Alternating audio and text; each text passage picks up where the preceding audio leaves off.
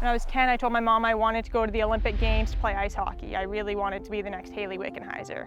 And then when I was 15, I fell off my horse, I broke a blood vessel in my brain, and I thought those dreams were gone. One of the deficits from my brain injury is that I have reduced function on the entire left side of my body. So I have some, but it's definitely reduced compared to an able-bodied individual. I was constantly comparing myself to the athlete I was before. But when I got on my bike, I didn't have anything to compare myself to. I never really rode bikes, so I was only comparing myself to a realistic version, somebody who had a brain injury and had these deficits.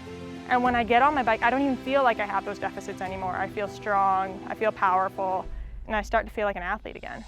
In 2017, I decided it was time to try my hand at my very first race. So I drove down to Moose Jaw, Saskatchewan for their annual Spring Classic and fell in love immediately. The whole environment was everything that I felt like I'd been missing in sports since I got hurt. It was then a short jump to my first national championships in August of 2017, and by March of 2018, I was on the national team.